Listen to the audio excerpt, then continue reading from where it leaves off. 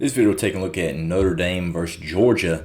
Quarterfinal matchup in the Sugar Bowl. Huge win for Notre Dame. Obviously their program getting over the hump, getting to the Final Four, getting a win against an SEC team even though they were a little bit shorthanded. The backup quarterback still. Great game plan by the defense, special teams, and did just enough offensively. But right here we're going to dive right in. We're going to go do something a little bit different. Go from the beginning of the game to the end of the game. So look at some of the key plays as we're going right here.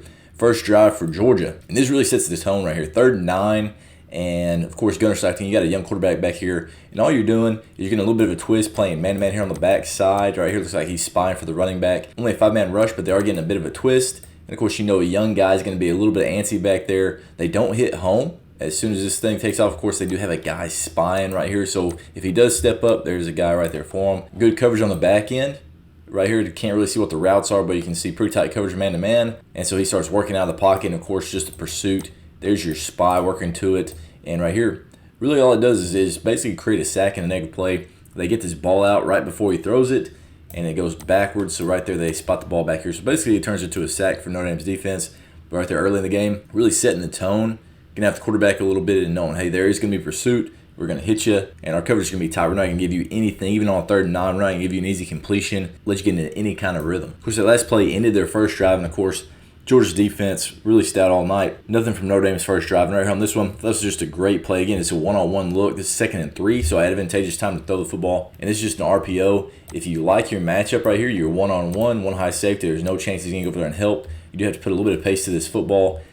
Gunner Stockton decides, hey, we're going to punch play. We're going to throw a fade right here, one-on-one, see if we can create an explosive play. And when you stop it right here, as far as looking at what a quarterback's going to do, he's on that upfield shoulder. If he's right here on this backside hip, you throw this thing deeper. But you see him, he's on the upfield shoulder. His head is in front of his head. So I know, hey, I'm going to throw this thing back shoulder, give my guy a chance to make a play. And right here, I mean, this is decent coverage. Just really hard to stop a back shoulder throw whenever it's accurate right here. You know it's a one-on-one. This thing's right there. One ball, puts it on him. You can't change direction as fast as this wide receiver once he puts the brakes on. Good throw and catch right there.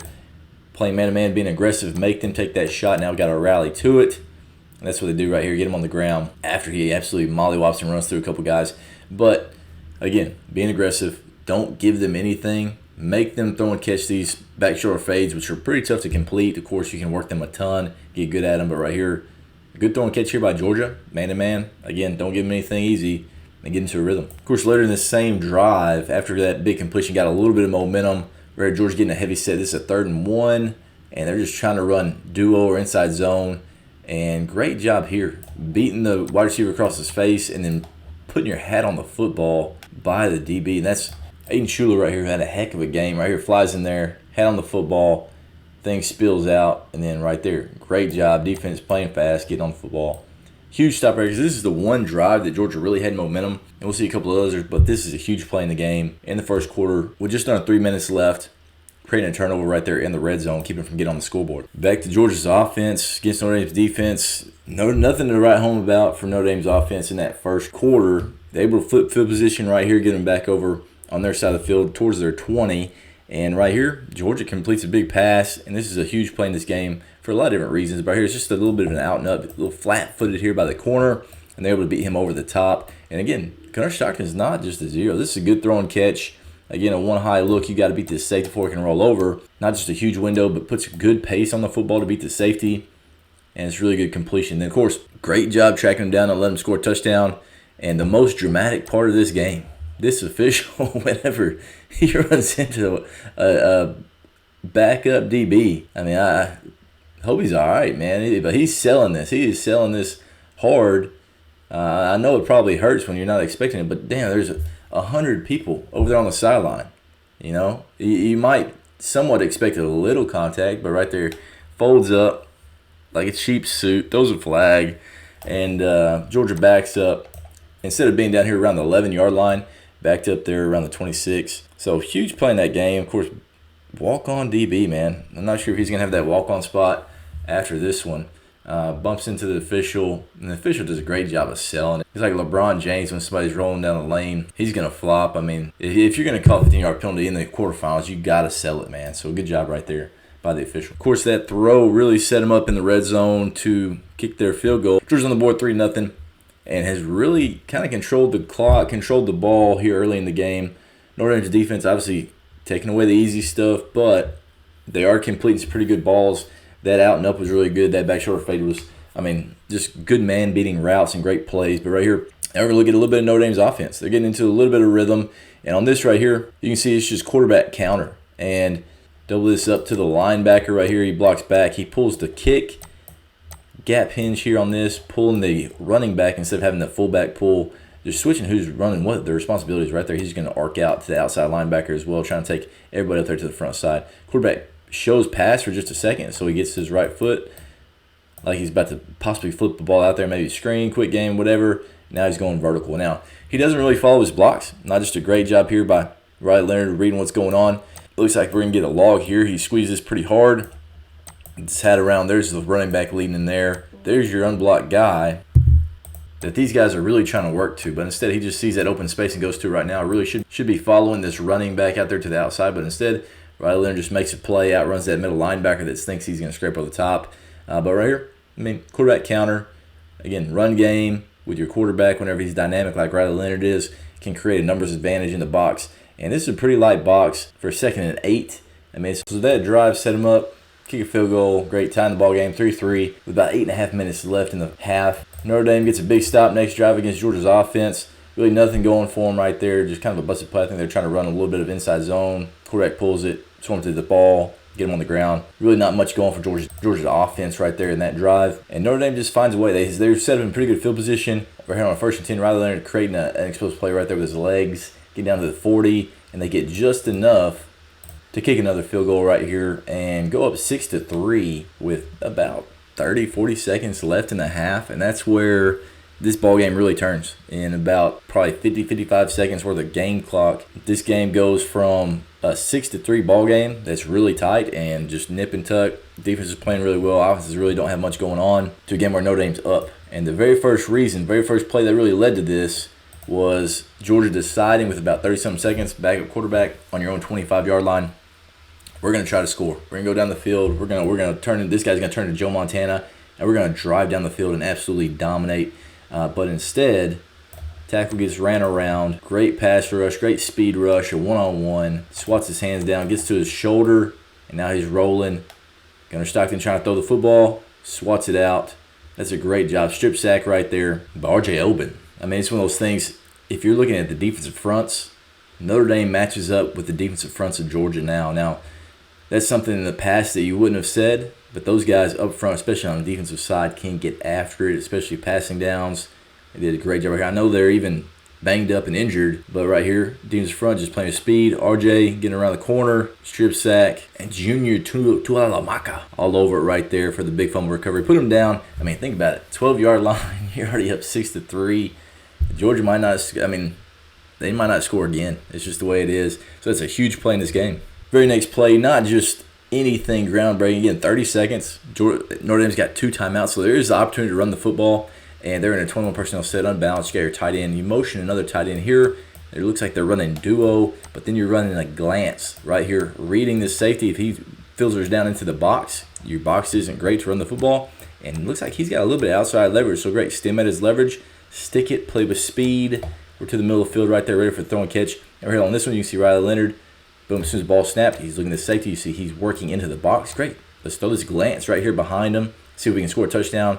If they're going to roll down to basically cover 0 with the run look with about 30 seconds left, I'm not real sure what they're doing. Now you just got to throw it through a window. And so there's your window. Lead him to it. Let him run away from that deep there for Notre Dame. This is a good look of it right here as far as the route. Again, Stim at his leverage. Looks like he's got outside leverage. Stim at his outside shoulder. Stick. Now we got to play fast out of our break. Looking for the football, and then just a little bit behind. We'd love to keep him running full speed. Got to get 50 rolling down. Gives the DB no chance with outside leverage. So that's a big play. Going up 13-3 at the half. Of course, right out of the half, Notre Dame's getting the football kickoff, and this is a problem right here for Georgia. Now, they are edged a little bit. You got a free runner right here. Tuihalamaka's going there to smoke him. But right here, get a little bit lucky. Off returner, you got to clean up this guy. Now he's into the alley. Once you get to the alley, you do have unblocked guys here and here. Now you got to turn into one of those things where your genetics have to win. And great job here. This is a really good cut. Puts his foot on the ground, works back over here. These guys just occupying. So right there again, occupying. He was unblocked, and he had to fly across there and get a piece of him. But right here, really just turns into 32 Can't change directions. He changed directions. Now we're into the alley where we want to be. 6 has no chance. He's probably backside contained. He's probably the safety there. And now it just turns into speed. Beat the kicker. Not a great job here by the kicker. Of course, if you're talking about a safety, a guy that's probably supposed to be safety, here's a safety. You want to turn him back again. You want to turn them back into all these defenders. And then the kicker, whenever we get to this point right here, and the kicker's the guy that's got to win a race or get there, this is not right. You got to be a safety out from the outside in, from the left. You want to bring them back to everybody else over here. Again, he's being too aggressive, getting over there. He needs to sit back. Then we can filter over the top. We never want the safety or the guy who's the kicker to be the only guy that can get him out of bounds right there with a push. You've got to be a guy that's outside in to push him back to other people. Never put the kicker as the guy that's got to make the tackle. Just make it where, hey, you've got to contain. You got to be deeper than everybody. Slow him down so everybody else that's running, especially this backside safety, who's probably a better athlete, can get him on the ground. So, again, kicker getting too aggressive, getting into that pile, that jumble, and that allows him to outrun everybody, get the edge right here. And now, again, huge play. I mean, it was a 6-3 game. Georgia had the football, and then in about 50 seconds, 55 seconds of game clock, it goes to 20-3 Notre Dame.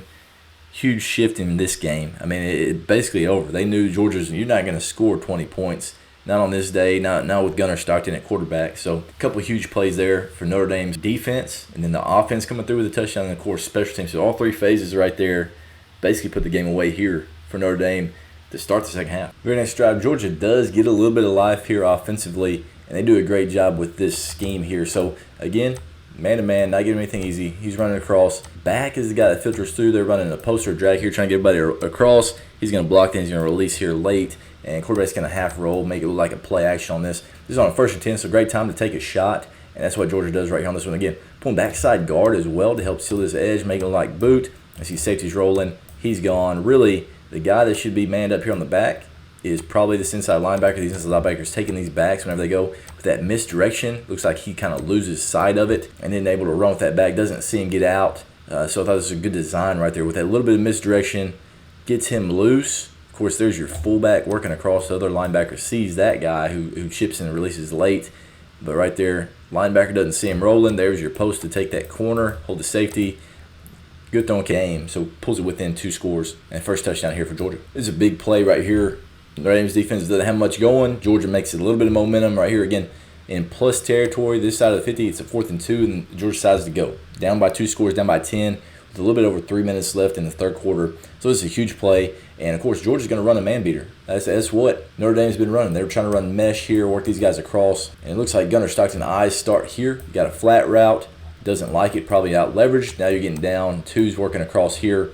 And we'll see what takes place here. They do get a free rusher. Of course, this back slides away. Looks like he's a little bit lost. He's looking back like, oh, man, I should have picked that guy up. So it looks like the back possibly maybe has a bust right here. Get a free rusher right into the face of Gunnar Stockton. So great job right here. 2-on-1 on this tackle.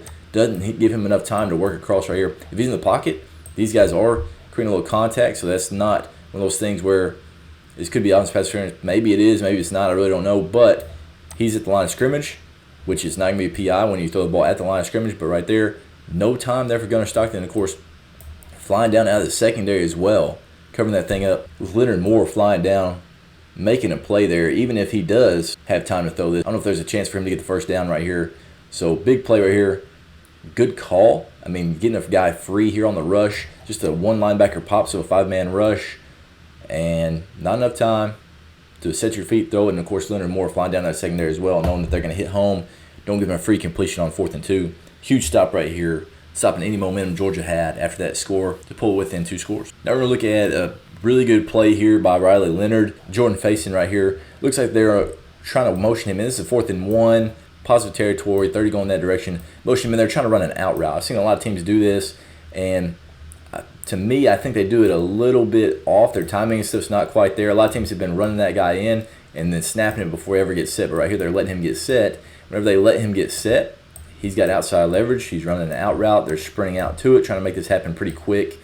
And right there with outside leverage, really no chance for that out route. And Riley Leonard catches it. They do have a tight end over here. They have their back working across as well. And, of course, Riley Leonard is a threat to run the football. They get the edge. But there is a good slice contained here from this safety. As you see this guy fly in, slice contained. So we're talking about a guy containing the sprint out, inside out. So making something happen quick, especially on a 4th and 1. You don't want to allow that guy to run for the first down. But right here, just continues to work. And Jordan facing, of course, he runs the out route. That's what was drawn up on the card. So we're going to run an out route. But then, of course, he has outside leverage. So he puts his foot on the ground. He works back to the middle of the field. That's where Riley Leonard finds him. Good job right there, just being a football player, not being a rusty completion. Gets a first down right there on a 4th and 1. This big first down, it gets negated with a penalty. Illegal shift by Notre Dame. It was one of those ticky-tack calls. Man, I saw exact same play as far as a guy getting set as there was motion on a touchdown in the Ohio State game that didn't get called. But right here, ticky-tack call. I don't really like it. Man, let the guys play. Don't call something that's just a guy getting set and there's a little bit of motion. That's one of those things I don't really like. But anyway, Notre Dame's still in good field position. Ended up kicking a field goal right here. Going up 23-10, which is big because it goes up 2 touchdowns as opposed to just touchdown field goal in the 4th quarter, knowing how tight it's going to be for Georgia and hard for them to score. This is an interesting call here from Georgia, and Kalen DeBoer runs this quite a bit. They ran it at Washington, I saw some at Alabama as well. But they get into a bunch. Both these guys are on the ball. They're blocking down, and they're running a pin and pull. The guy's pulling out there as well. Faking a reverse here, he's going to go behind. So it really just basically cuts the defense. Whenever he goes right now on that reverse, all it affects are these backside guys, which that's all you really needed to do is cut the defense in half. As you see this linebacker here, he's looking as well. He sees that guy go across, his eyes are there. Instead of looking at the pullers, they get their guys outside. Those guys are working that way, thinking that it could be right there on a reverse.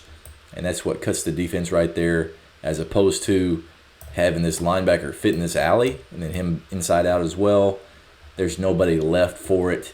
And right there, turns to an explosive play there for Georgia. Those guys trying to get back in the game, already down by 13.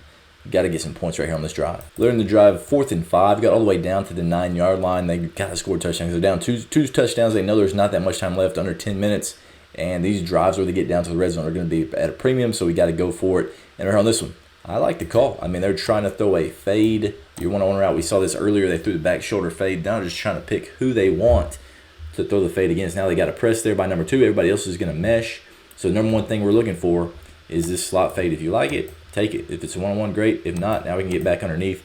You got your meshes to possibly get somebody open, even though they are playing pretty tight. Great job right here in that trail technique, staying tight. But right here, throws the fade.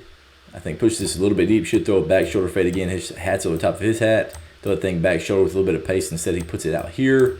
And DB does a great job being patient. And then once he puts his hand up, split the hand right there, being violent. Don't just let them throw their hand up there. You got to put another hand up there to try to knock it down. So right there, great play. Tight coverage. Would have been a really tough throw and catch. But right there, a one-on-one. That time Notre Dame wins. Turnover there in the red zone. What was a huge stop against Georgia. Here's the play. There's a little bit of controversy, which I don't know why there's controversy. It'd be the same thing as having your offense out on the field and substituting an entire punt team. Makes no difference to me whether it's a punt team substitute to offense. It's the same thing either way. But right here, Notre Dame run off the field, bring their offense on. And Georgia, I mean, why are you substituting everybody for your punt team anyway? I don't really understand. Only like one guy stays on the field. I just don't understand why literally your entire defense comes off the field for the punt, which is a great call if they are doing that. Now these guys are lost, running in there. Of course, looks like a heavy set. Good chance for quarterback run. I think he's about to come in motion until they freeze it. So I think everybody's like, oh, there's a false start. Big as day. No, there's not. Dude's about to come in motion. So right there, he doesn't go vertical. He's about to go sideways to the mesh right here. That's why even when the ball snapped, he's working in as well. But right here, get him to jump off sides. Of course, you do have to hold it for a little bit. Good job here by the official holding it, giving him a chance to sub. But then these guys, they're too aggressive. Step across the line, throw the fade, see if you can make a play. Right there, free first down. And this was a huge play in the game because Georgia, 7.5 minutes left, can make something happen. Down 2 scores, but instead, Notre Dame goes on what I think is probably their best offensive drive of the day to basically close this thing out. Now we're going to look at just some of the plays from this last drive. They're going to close things out. And, of course, the play that everybody's talking about going up and over. This is just a quarterback counter, the same play we saw earlier with a little bit of motion. So they motion the back around. Now this time you're running it with the fullback. You got fullback over here. He's going to block down. Pull the kick here. Pull the lead up on this linebacker with that motion. He had to go with it, or you might flip it out there to him. Safety's the unblocked hitter here in the alley. Of course, these are players that are at Georgia, so these guys can roll. But Riley Leonard right here, great job. Makes that guy miss, stiff arm.